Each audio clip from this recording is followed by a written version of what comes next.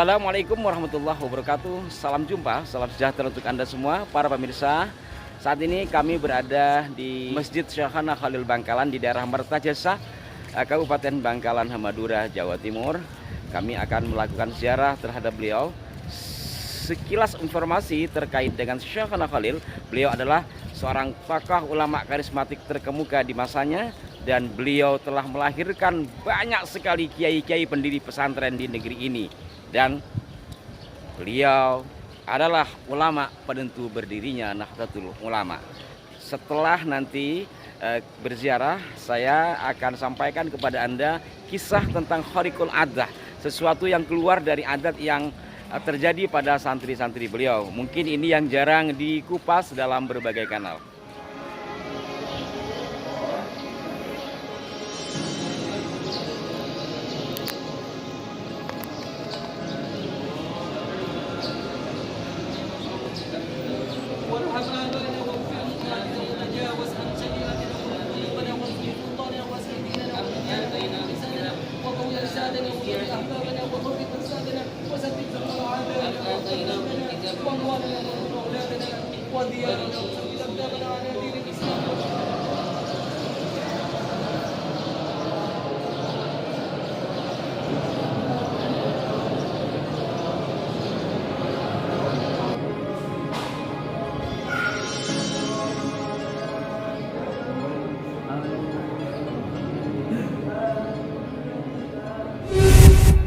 Alhamdulillah pemirsa, baru selesai ziarah ya di Makbarah atau Pesarian kalau kata orang Madura, dengan Babe Lukman dan Pak Ali Khotob.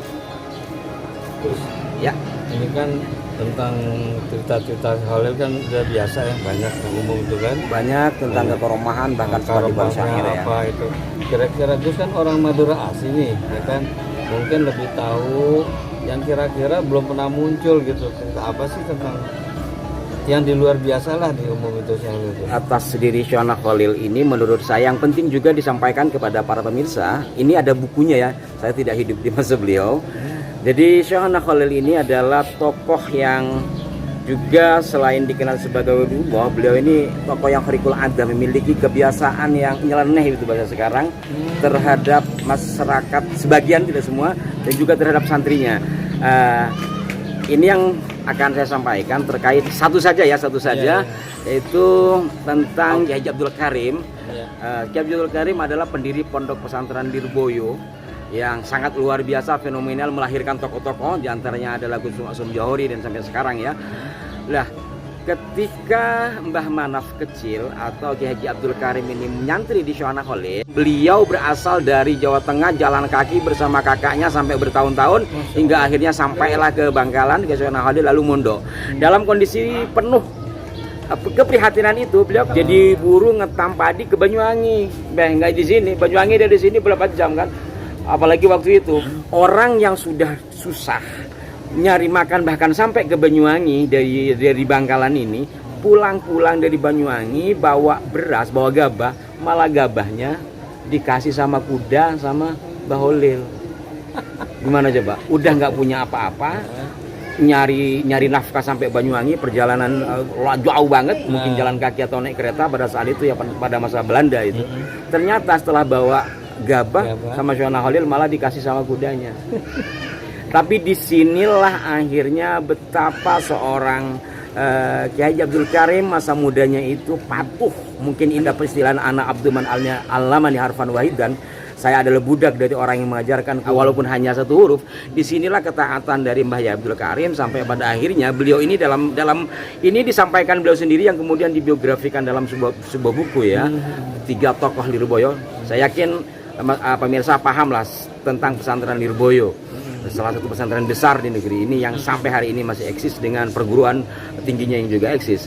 Mbah Manaf inilah pendirinya yang merupakan murid Syekhana Khalil, dan di dalam beliau menyantri pada Syekhana Khalil, satu di antaranya ini ya seperti itu, satu di antaranya seperti itu, dan itulah keperihan yang kemudian membuahkan hasil. Artinya begini kali Gus, kalau saya perhatikan tentang diberinya gabah kemudian dikasih makan kuda, itu kan sampai mana keikhlasan beliau memberikan gabah itu mungkin. Kan kalau sudah dikasih mau diapain kan terserah, mungkin begitu. Ini ikhlas apa enggak kan gitu Dan mungkin. disitulah ujiannya tadi yang Nah, saya maksud nah, tadi. betul, Ujian betul. dari seorang guru terhadap muridnya, dan muridnya benar-benar menerima dengan penuh keikhlasan, sehingga mungkin dari sinilah kita bisa ngambil pelajaran ya, kalau hari ini hal-hal seperti itu dianggap melanggar dari etika dunia pendidikan gitu Betul. ya. Tapi memang Gus itu belum pernah saya dengar tuh hal seperti itu. Itu luar biasa. Mungkin ada lagi yang lain atau mungkin lain kali. Lain kesempatan saja, masih banyak sekali hal-hal yang berkaitan dengan kekaromahan dan kekhariqul adahan Syekh Khalil Bangkalan. Dan setelah ini kita mungkin kemas-kemas menuju ke Indonesia seberang sana ya. Baik, baik.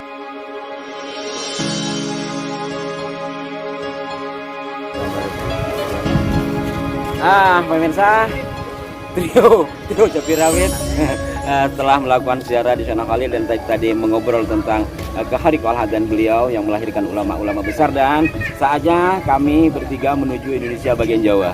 Oke, Be? Oke, siap. Oke. Terima kasih.